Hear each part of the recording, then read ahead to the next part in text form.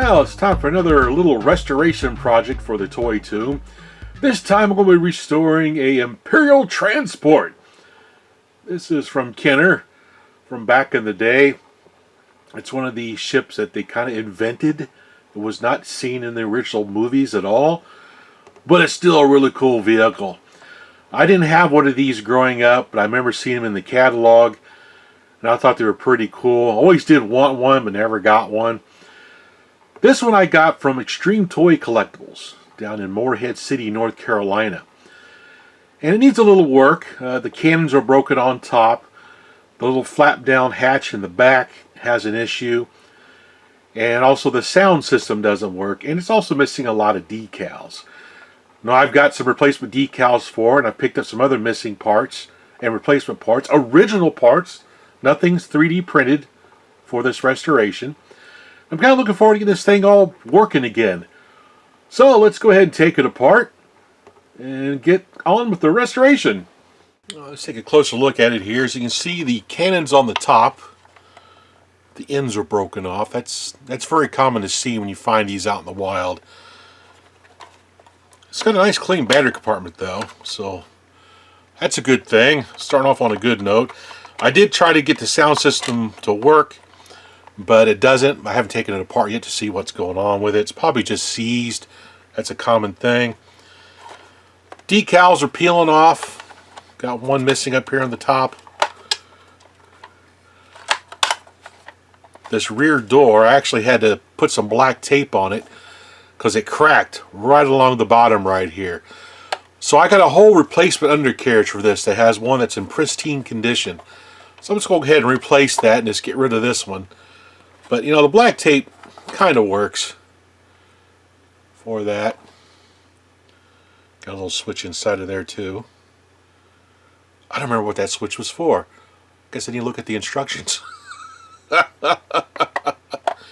Anyway, let's go ahead and get this thing taken apart. Get it cleaned up. And see what's going on with that crazy sound system. Alright, got it all tore apart. And it appears I'm getting no voltage through my motor. So I got my supply voltage, 1.3 volts there from the battery. So if I move up, it goes into the motor housing here, comes out on the green wire, so I should have the same voltage here, which I don't. I have 160 millivolts or so. Oh, which means I'm losing my voltage in my motor in here, which probably means it's got some dirty brushes or something like that. So I need to take this apart and deoxit the motor and see if we get this thing working again before I do the rest of the restoration. Alright, here's the inside. Here's the motor right here. You see the little needle to read the record. There's a little miniature record inside of here. Now that is freaking cool. Pretty awesome. Yeah, I got the motor all lubed up and clean. It was just dirty. I also deoxit this switch here as well. So now we have, you can't hear it because it's so quiet, but the motor's running now. Awesome. Now something else is going to be a lot of fun is getting this little belt back onto the shaft of this while trying to put it together. It should be interesting. Well, that was a lot of fun getting back in there. I used this little needle type device I got here to pull the belt over to this little hole over here to get it looped back around the shaft again. It's a real finagle job. Okay, got the battery hooked back up. Let's give it a try. Oh, awesome. Well, now with everything taken apart, I can go ahead and start taking the decals off these old pieces. Try to get them cleaned up as best as I can. Here's the new bottom I picked up for this. You can see this is not cracked off like the other one. This was a weak point in the design, unfortunately. Sometimes you'll find these in the wild where this is like broken halfway off from the constant flexing. What I did on the other one is I put a piece of black tape across there just to strengthen it. But anyway, this will work really good to replace that bottom piece. I got a new set of guns. That has the blasters on the front. Much better than the originals here. You see they're missing the little pom-pom looking things at the very front. So I got that to put back into the restoration. I also picked up, I found the 2 prisoner incapacitation hoods. These are pretty rare to find with one of these. They get lost very easily. So I got those to put back into the restoration. And I got a new set of decals to put on here. So, let's continue on, get everything all cleaned up, put it back together, and we'll mess around with it a little bit. Alright, we got the sound module mounted back in here. I got our switch plate put back in. Awesome. Continue on with the assembly. Alright, pretty much got it back together a little bit here. Got the bottom put back on. These 2 screws in the very bottom, they're a pain to get in there. Comes along really nicely. Now, one thing I noticed is I've seen some other restoration videos on these, and you'll see the people just push the button real quick, and it'll play different sounds besides what it's supposed to play. See, just like that. That's supposed to be C-3PO. Now, the trick to this toy is you got to hold down the button for a split second till you hear like a little clunk. And what that clunk is, there's an indexing tab on that little record inside that comes around, and when it makes contact with the selection that you've made, it puts the needle on the correct track. So to get C-3PO to come out of here, I got to hold it down. Did you hear that clunk? So if I do it again, hear the clunk. Happens every time. Stormtrooper is supposed to be down here, so I'll hold it. Get the clunk. And then R2-D2 is up here. Got the clunk. So that's how you get the sounds to play per your selection. Just don't push the button like this and let go, because it'll play a random track just like that. Pretty cool. It's a neat little design they came up with. They have the multiple sounds on that little record in there. Anyway, let's continue on with the assembly of the unit here. Let's put on a little prisoner pods on the side, or the trooper transport things here. Goes on there. Boop, there's one. Goes on here. This is a pretty cool toy. I would have liked to have one of these back when they originally came out. I was really into Star Wars. Well, I still am into Star Wars. Got a lot of the Power of the Force 2 stuff in my collection. Not a whole lot of vintage. But this was a really cool vehicle that Kenner came out with. Even though it didn't appear in the movies, it's still really cool that they came up with their own vehicles. I mean, it was pretty awesome to see this transport in the Mandalorian series on Disney Plus. That was pretty awesome. Of course, there's different versions of this toy. There's a later version that has no sound effects inside. And there's another one that has a gray compartment cover instead of this red. I like the one with the red, to tell you the truth. We'll put our radar dish on here. That just snaps on. Just like that. Got our radar dish. Got our cannons, new cannons mounted. Awesome. Okay, let's mount the doors. Oh, other way. This one goes on this side. Dummy. Oop, there's that door. Yeah, snap this door on. There we go, there's that door. Cool. So now we're ready to start applying the decals. So let's do that next. And there we go, we got all the decals applied. So we got all the sound effects labeled now. Got our decals here on the side. This is a really good looking toy. And also got the decals on the two prisoner hoods. So now we take a listen to the different sound effects this has. So we have our blaster here, the cannon I mean. Then we have the sound effect of the actual vehicle running. R2-D2. C-3PO.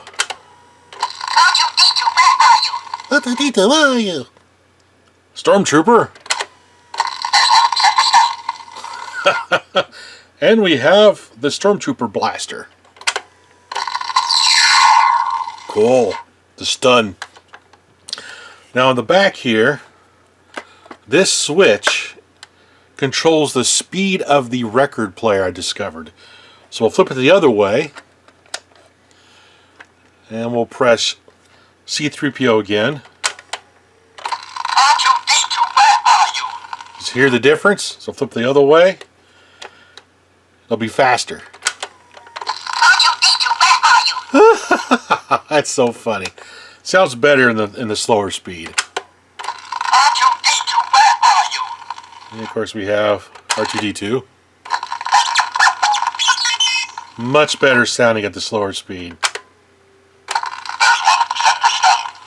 It's a really good sound system they have in this thing. It's very basic with that record of that needle in there. It's a very basic sound box.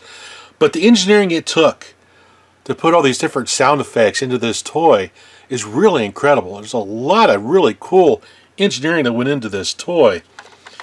Anyway, let's do some final thoughts on this and end the video.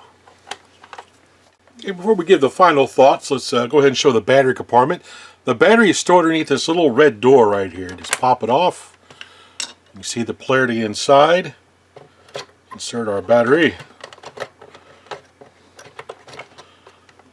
And then we'll put the little door back on. Just like so. Another neat feature the toy has is the rotating gun turret. You turn the radar dish, you make the gun turret rotate around. That's pretty cool. Alright, let's get some final thoughts on this really awesome toy from the early 80s from Kenner. Now, JCPenney had these for sale back in 1980 for around $18.88, which would be about $60.75 in today's money. For the price, it's still a really cool toy to have. One of the nice features about the toy is, of course, you have that voice box inside that has a bunch of different recorded phrases from your favorite Star Wars characters and some neat sound effects. That's what really makes this toy, is the sound effects machine inside of it. Would have liked to have one of these back in the day growing up, but I never did get one. Now, it came in a really cool box. Now, the box you're seeing here is at Extreme Toy Collectibles. It's another one he has for sale down in Morehead City. I think he wants $200 for it. It's complete in the box. If I didn't already have this one, I might have picked that one up just to have one complete in the box. But it's still a really cool box. I love the Kenner artwork where they put the actual pictures of the toy on the box itself, which was a really neat thing to see. Now, also in the box, there was a comic book as part of the instruction manual. The instruction manual was really nice. It gave you the opportunity to order replacement or broken parts if you got a new one that came with missing pieces, which is pretty cool. It showed how to assemble the toy, all the different play features of it. It explained some of the different items like the prisoner immobilization units and the droid storage unit in the back. Pretty nice little manual, but at the very end of this manual there was a comic strip that went through the little story of this Imperial Troop Transport. Let's check it out. Darth Vader's final orders crackled through each trooper's headset. The words were chillingly clear. Either come back with the plans, or don't come back at all. It seemed impossible. Two mindless droids had made off with design prints of the Empire's most devastating weapon, Death Star. As the search squad left the Imperial cruiser, a report came through one of the onboard scanning stations. The droid's escape pod had been tracked to an arid region on Tatooine, known as the Central Lowlands. The exact ground position had been lost as the pod went beyond the scanner's range. But in all that sand, a metal pod should not be hard to find. Not with the Imperial Troop Transporter. Landing at a preset coordinates, the troop transporter of the Imperial Empire was there to meet them. Long, sleek, deadly, with the Imperial crest over the side hatches. The great steel blue craft was operated by 2 drivers and could hold 6 members of the search squad. Each trooper entered a traveling rack on the side of the transporter. They rode standing up in individual racks, since their white armor and black armor made it almost possible to sit. The rear of the vehicle contained a prisoner mobilization unit for the detention and taming of renegade droids. And for heavy resistance, there was always a laser blaster mounted on the upper deck. Even at night, the transporter looked fearsome with the glare of its black flip-up lights. One driver reported that dewback ground units had spotted the pod just a short distance to the north. Not bad for a dewback outfit. But the transporter would take over the search from that point. It could cover twice the distance in half the time. The transporter hovered a few feet above the surface and sped to the pod landing site. But the droids in the plans had long since gone.